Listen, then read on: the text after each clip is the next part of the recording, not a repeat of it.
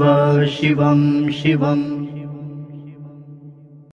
नमस्कार, आप सबका हमारे चैनल श्रीमद् होम रेमेडीज़ पर स्वागत है। मैं हर संडे को आपको एक जो वीडियो दे रहा हूँ, एक सीरीज़ की तरह जितने भी पर्सनालिटीज़ हैं, उन सब से हम जो प्रेरणा ले रहे हैं, उनके जीवन के घटनाओं से जो प्रेरणा ले रहे हैं, उस प्रेरणा को लेकर हम अपने परिवार को, अपने समाज को, अपने देश को हम कैसे आगे लेके जाएंगे। तो उन व्यक्तियों की जो घटनाएं हैं, हम उनका जिक्र करके हम उदाहरण के तौर पे पेश कर रहे हैं और आपको सुनने में अच्छा भी लगेगा और आने वाली जनरेशन के लिए, आपके बच्चे के लिए और हमारे लिए भी एक जनरल नॉलेज का काम भी करेगा। तो इसमें हम स्वामी विवेकानंद की हम दो घटनाएं बताएंगे आपको। देखिए, स्वामी विवेकानंद जी ने युवाओं का आह्वान करते हुए कठोपनिषद का एक मंत्र कहा था, उत्तिष्ठित जागृत प्राप्य वराणी बोधत। मतलब अर्थात उठो, जागो और तब तक मत रुको जब तक कि अपने लक्ष्य तक ना पहुंच जाओ। मैं हर जो दो घटनाएं हैं या एक घटनाएं हैं उनको बताने से पहले हमेशा मैं थोड़ा सा ब्रीफ में उस व्यक्ति के बारे में हम ज़रूर बता दिया करते हैं। देखिए, भारत एक विकासशील और बड़ी जनसंख्या वाला देश है। यह आधी जनसंख्या युवाओं की है और देश की लगभग 65% जनसंख्या की आयु 35 वर्ष से कम है। संयुक्त राष्ट्र की एक रिपोर्ट के अनुसार भारत सबसे बड़ी युवा आबादी वाला देश है और यहाँ के लगभग 70 करोड़ लोग 25 से 30 वर्ष के हैं और ये स्थिति 2045 तक ऐसी ही रहेगी। विश्व की लगभग आधी जनसंख्या 25 वर्ष से कम आयु की है। तो अपनी बड़ी युवा जनसंख्या के साथ भारत अर्थव्यवस्था नई ऊंचाई पर जा सकता है, परंतु इस ओर भी ध्यान देना होगा कि आज देश की बड़ी जनसंख्या बेरोजगारी से जूझ रही है। तो हम आपको दो घटना बताने जा रहे हैं स्वामी विवेकानंद जी की। देखिए, शिक्षा हमारी मूलभूत आवश्यकता है।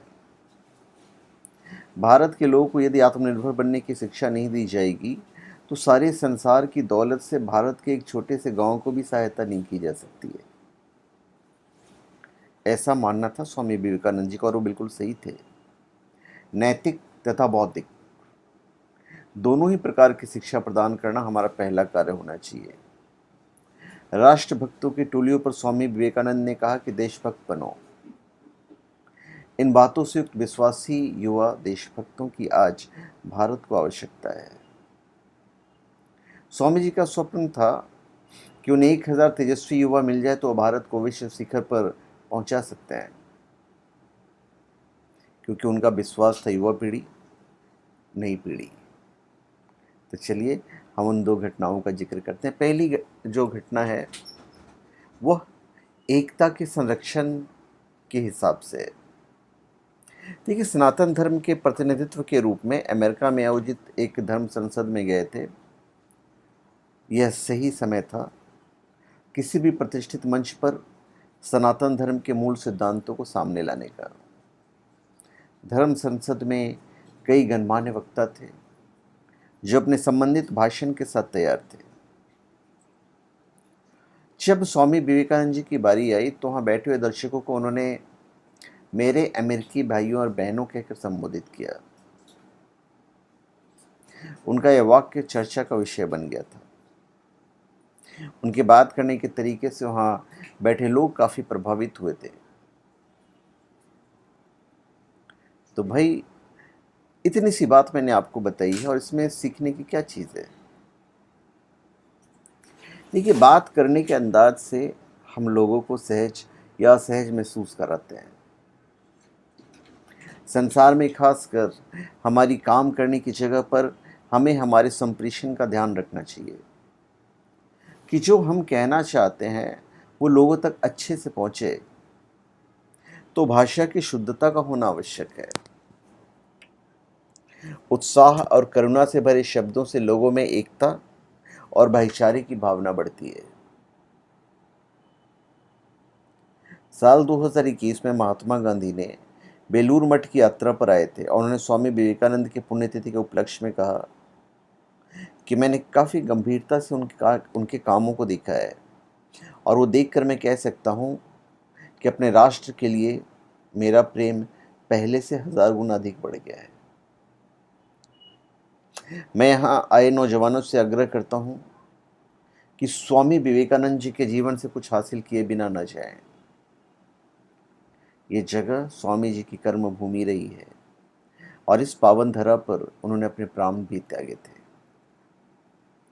तो जब हम कहीं भी जाएं, कहीं भी, चाहे भाषण हो या फैमिली फंक्शन हो या हमारे घर पे कोई आए हैं या आप किसी के घर पे गए हैं, हमारी बात करने का अंदाज जो है वो बिल्कुल ऐसा होना चाहिए कि सामने वाला बिल्कुल सहज हो।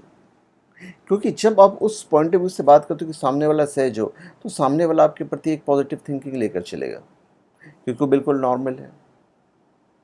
कभी कभी ये भी डिपेंड करता है कि सामने कौन बैठा हुआ है, और जब वो सहज हो गया है तो फिर किस्मत किसको कहाँ लेके जाती है किसको पता है। दूसरी हम आपको एक घटना बताते हैं जो हमारी संस्कृति और सिद्धांतों के आधार पर है। स्वामी विवेकानंद जी की गंभीरता और गहनता की पहचान की एक बड़ी प्रसिद्ध कहानी से होती है, जिसका लोहा सारे विश्व ने माना था। एक बार अंग्रेजों ने भारतीय परिधान पर व्यंग्य करते हुए कहा था कि आपके परिधान बहुत असभ्य हैं। इस पर स्वामी विवेकानंद जी ने कहा था कि आपकी संस्कृति में कपड़ों से आदमी की पहचान होती है, लेकिन हमारी संस्कृति में कपड़ों से नहीं, चरित्र से व्यक्ति की पहचान होती है। कितनी बड़ी बात है, और यह हकीकत है कि यदि आपका धन गया तो कुछ नहीं गया, यदि हेल्थ गया तो बहुत कुछ गया, और यदि आपका चरित्र गया तो आपका सब कुछ चला गया। तो इस शिक्षा से सीखते क्या है? हमें अपनी संस्कृति, उसके सिद्धांत और उसकी परंपरा का सदैव सम्मान करना चाहिए। संस्कृति और सिद्धांत ही हर समुदाय को विशिष्ट बनाती है। हमारे जीवन में उनका महत्व और उसे लेकर हमारा तर्क दूसरों के संदेहों, धारणाओं और विचारों को स्पष्ट करने में मदद करता है। तो धन्यवाद, आप सबका हमारे चैनल पर स्वागत है। आप हमारे चैनल पर सब्सक्राइब करें और अपने कमेंट दीजिए। धन्यवाद।